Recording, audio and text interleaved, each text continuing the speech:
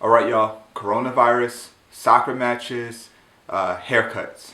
I guess those are some of the highlights from this week. Check it out.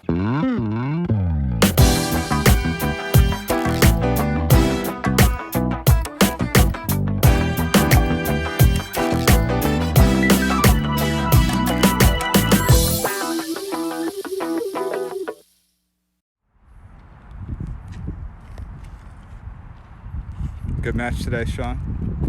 You're welcome. Good match, Mommy. Good job today, Corey.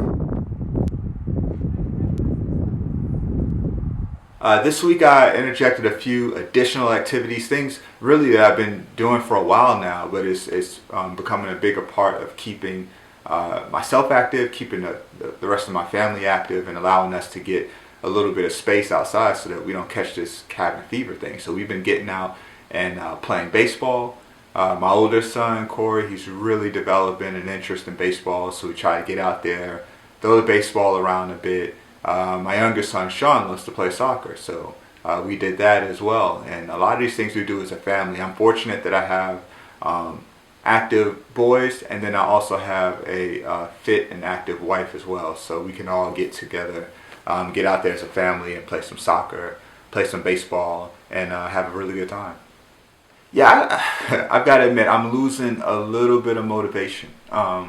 Without any races, like it's kind of like this. Like part of what motivates me is racing and competition. I like to create scenarios. I like to compete against other people. And without having that, it's a little bit harder for me to go hard every day.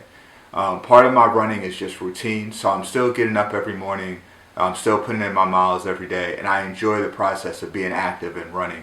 But when it comes to really going after it, trying to hit some fast tempo paces or trying to put in some challenging workouts, it's hard really for me to find the motivation to do that right now because there's no races on the horizon. So I find myself just comfortably putting in the miles. So what I've been doing, I've actually been going outside less and less. Even this Sunday, when back in the past I would normally get together with Marquel and Habib, and we'd go do long runs at 6:30 or 6:45 pace or whatnot. I found myself on a treadmill. I did like 10 miles at a I don't know, maybe about an 8-minute pace, just enjoying it. I was watching a TV show, and that's really more of the type of running that I've been doing, and I'm okay with that. I think that this is a good time to just again keep that base mileage in, keep the routine of running. Every once in a while I'll pick things up. I'll inject a little bit of pace, a little bit of speed into my runs. But for now, honestly, not so much worried about how fast I'm going. I'm not worried about the type of workouts. I just want to keep running. And so what this time period has taught me is that I do genuinely just love the act, the motion of running itself. Even if it's not competitive, even if I'm just sort of making my way through the neighborhood with my family. I've been running more with my wife and my 2 boys, and so that all of that has been really beneficial. I don't know if y'all are like me, but another thing that's been happening since we've been in the house so much is I have less incentive to groom. Like I'm not cutting my hair as much. I'm trying to find the motivation to keep shaving. Really, at this point, it's like when the hair under my neck starts to itch, that's when I start to shave some more. And the same thing happened with my boys. I cut my boys' hair, and they haven't been going to school, so their hair has just been growing, week by week. And finally, I bit the bug and said, hey, I guess it's time to cut you guys' hair before this thing just gets out of control.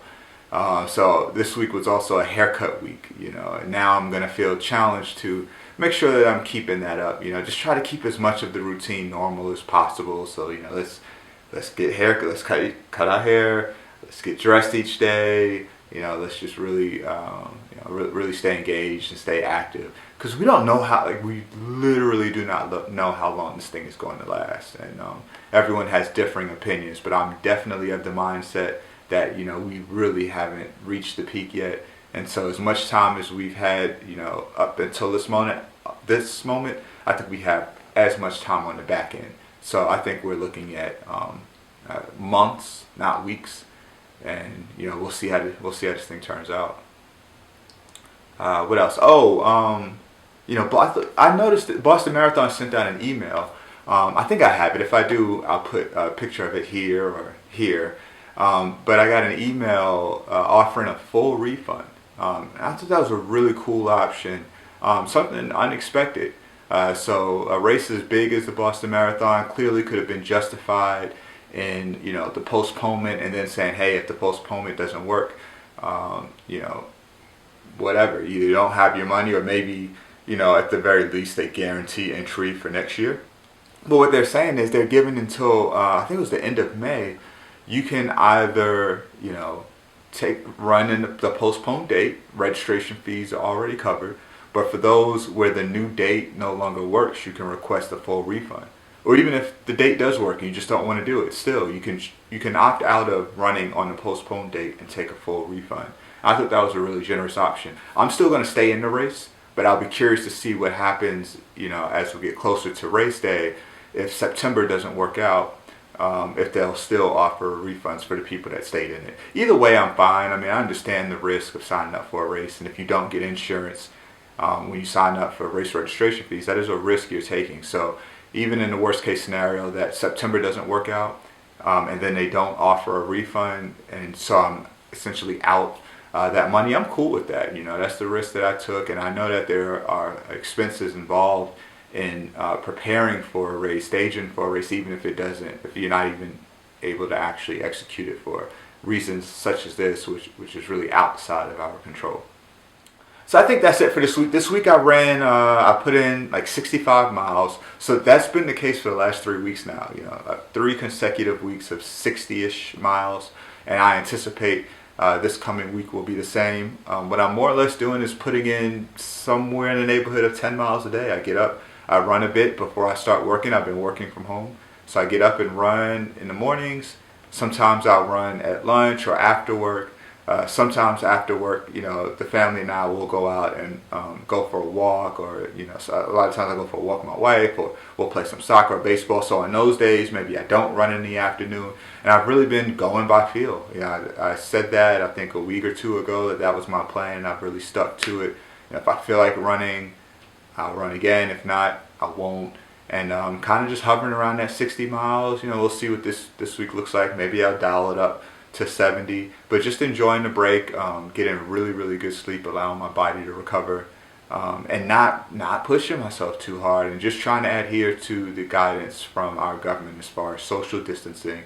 I hadn't been running on Sunday with Habib and Marquel, but this past week I made it a bit more official. I did, reach out to them and say, hey man, just sort of let them know where I stood, that even with it being just 3 of us and us not running particularly close together, it still doesn't feel like it's in the spirit of the guidance that the government has handed down to us. So just us doing our part in trying to slow the spread of this virus, I just thought that it really didn't make sense for us to run together anymore. So now, like officially, I don't run with anyone outside of the people who I live in the house with.